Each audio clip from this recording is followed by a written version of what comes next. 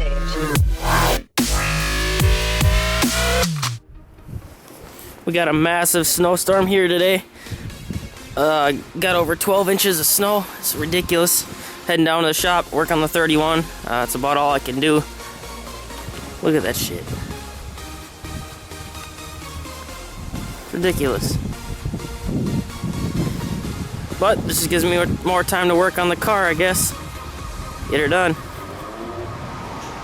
So right now I'm working on making a cross member for this Cummins here in the 31 Chevy project.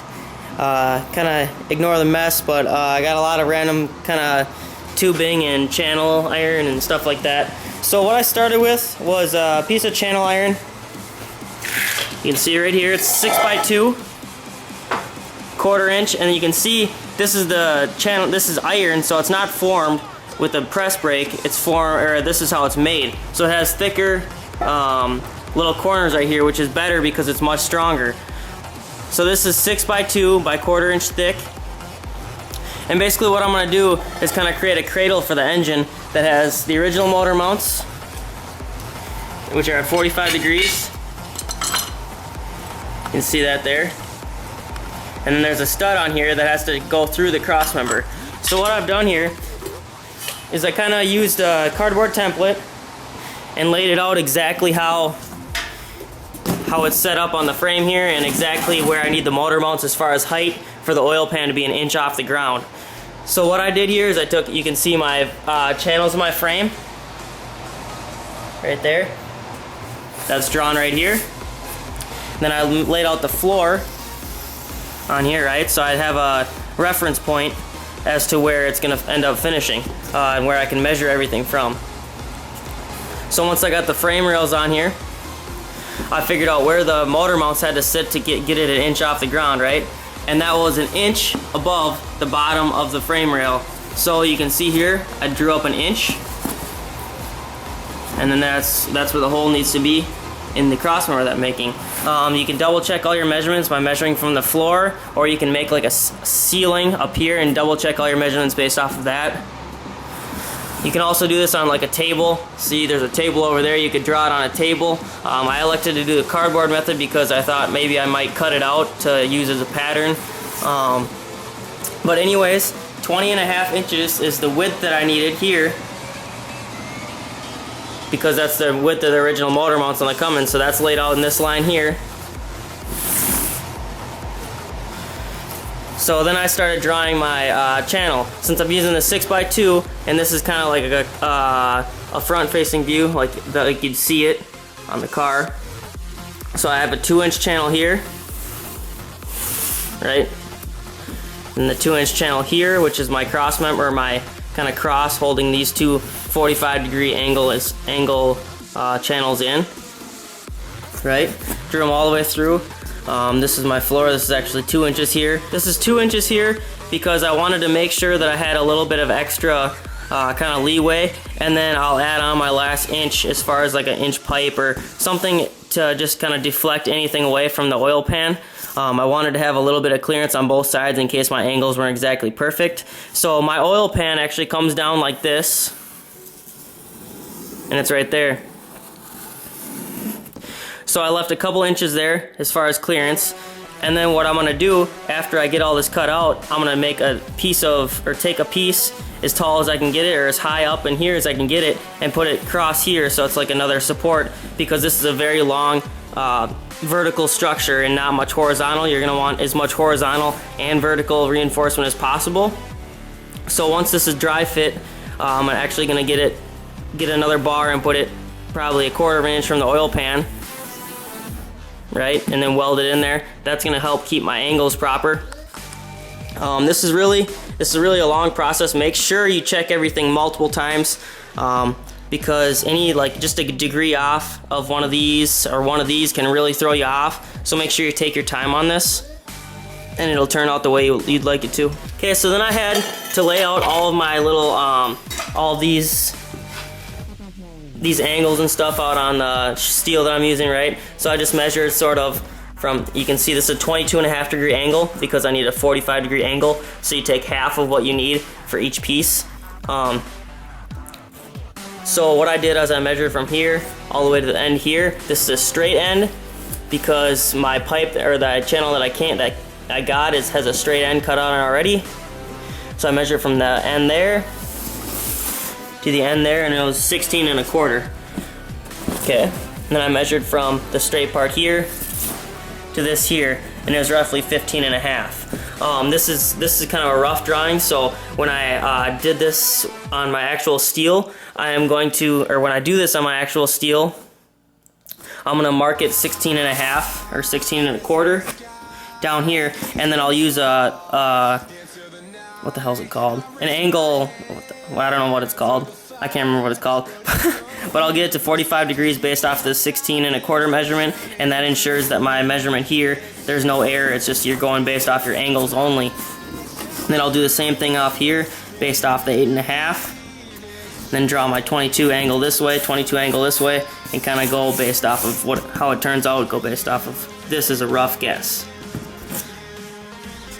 So once that was all laid out, I just went ahead and cut my pieces right at the 45 degree angles. So in order to get this to line up properly, I set this on the floor like so, flat on the floor, right? And grab this quick. It's my angle device. I don't even know what you call it, but whatever. So I took this, right, set it 45 degrees. Okay, put it on the floor. You can see it's pretty damn close to 45 degrees. If you have a digital one of this, it'll work even better. But this worked pretty well for what I needed it for here. So I set it on the floor and then kind of adjusted it till it hit 45, and then I threw a couple tacks on it. One thing I noticed is when you tack in here, it's gonna wanna pull this together a slight amount, and because if this pulls in just even a degree, it's gonna create a big difference up here as far as height from the ground, because a degree per inch is like 56 or whatever. So if this is off 1 degree down here, right, and let's say this is 28 inches long, it's not, but let's say it's 28 inches long, and you're off by 1 degree, right? So it's gonna make you a ½ an inch off from here to here. Okay, follow me? Because 56 degrees per inch is the standard. So that means if this were 56 inches long and we're off 1 degree, then it'd be off an inch. So because it's 28 inches long and it'd be off 1 degree, then it'd be off ½ an inch as far as height. So that little stuff can make a big difference. Make sure you watch that and re-measure everything after you kind of weld or tack it. Okay. And then what I also did here was I took a grinding wheel and I V-groove these very well. You want to have V-grooves because that gives you more area to penetrate in the weld, and a stronger weld, especially if you're using like a MIG. I use just a regular MIG. I don't have a TIG, so I use a regular MIG. Make sure you V-groove it and clean it up really nice. Okay, once it's all tacked up, you're good to go. Make sure it's all right, whatever.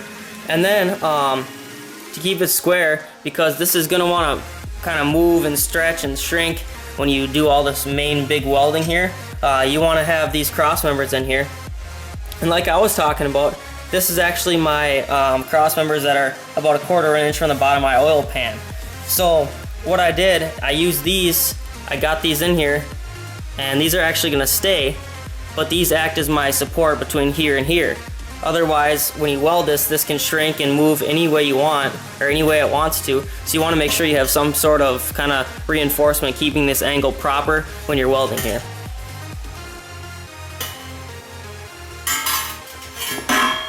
And then you have the backside to weld also. And remember not to get it too hot because metal can warp. So I would suggest doing a pass here and a pass here, and then stopping and letting it cool completely, and a pass here, pass here, pass here, pass here, whatever.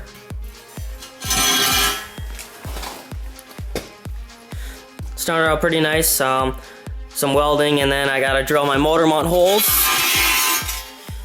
So you can see I got a mark there, and I measured between here and here, and it's 20 and a half inches that I needed, and I made sure that it was the same distance from here and here.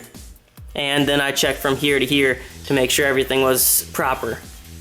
Another way you can check and make sure all this stuff is square, if you trust your garage floor being level, then you can actually get kind of one of these, or use one of these magnetic base angle meters. Put it on the flat spot, and you look, and it's pretty much right on the nuts, about as good as you can get. So keep tweaking it until that lines up. So if it's this way,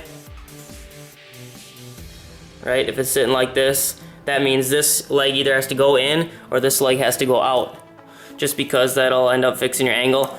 So go based off that. Also, you can kind of double check everything, triple check, whatever.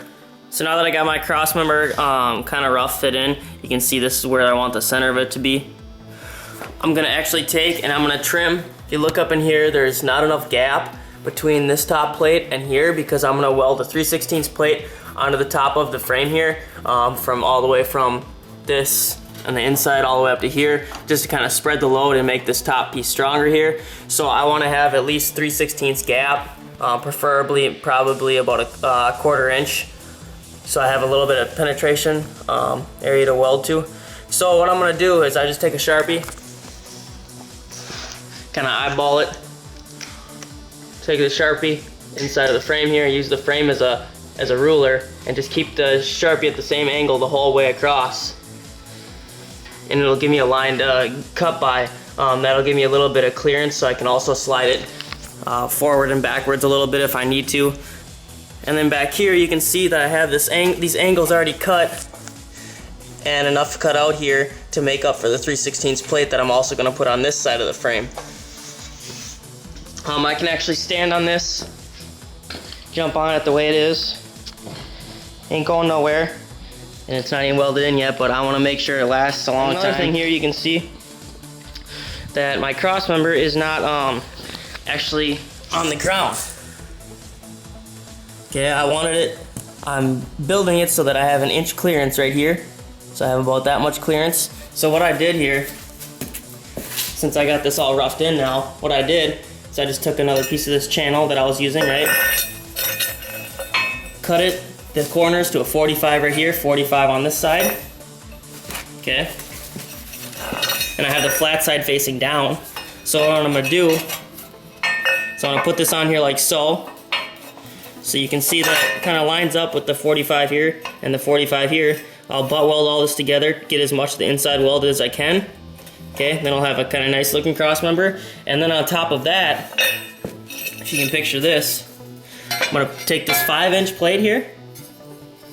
I'm gonna weld it up in here and connect all these pieces together and kind of waterproof everything.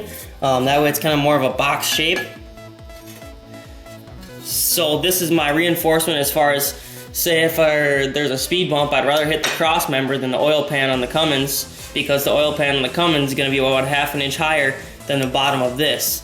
Now for those of you that don't do much metal fab, over time you'll find out that when you weld, the gap between parts will shrink. It will shrink the metal together.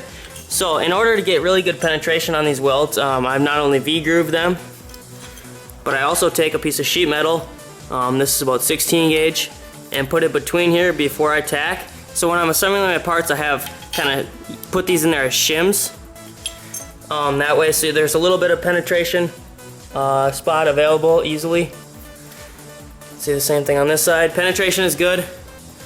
Especially if you're just using a MIG and you want the strongest weld possible. So that's a good little tip for beginners, or really anyone, I guess. So what I'm going to do is I'm actually going to weld this 3/16 plate onto the end of this cross member while it's out of the car, out of the frame, right? Just like so. Gonna go all the way around, up here, etc. That'll allow me to have all of this surface area of this plate to weld cleanly to onto the frame. This slides into my frame perfectly, this plate. So this will give me all of this room, all this area around here to weld. I might even cut a few diagonal cuts in here to give me more surface area to weld. But when this is in the frame, just like this, it's so far up in there that it's nearly impossible to get a good weld. So I'm going to do it like this just because it's a more efficient way of doing it, and it's going to give me a stronger end result.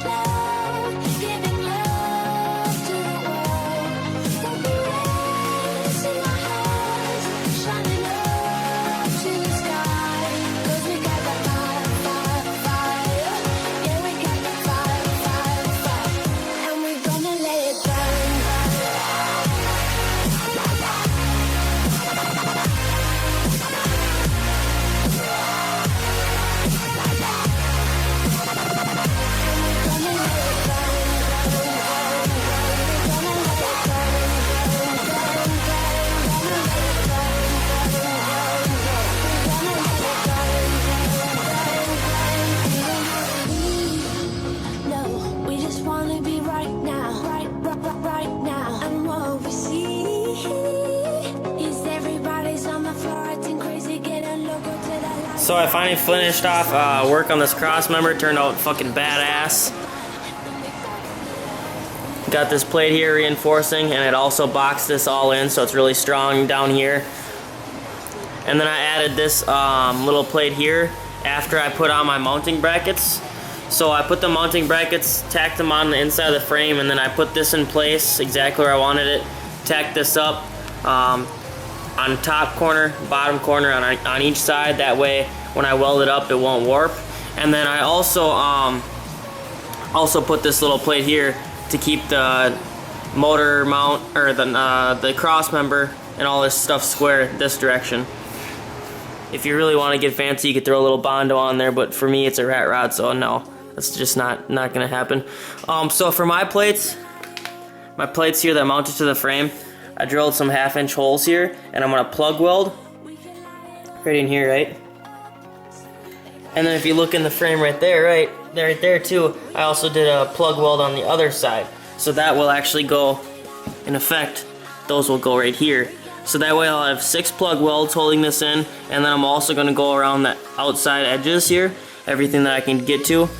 This really gives me a really strong joint, and then I'll box around this also. So the way I do everything, I kind of overkill on everything, but for something like this, I never want to have to take this out and fix it again, so that's just how you gotta do it.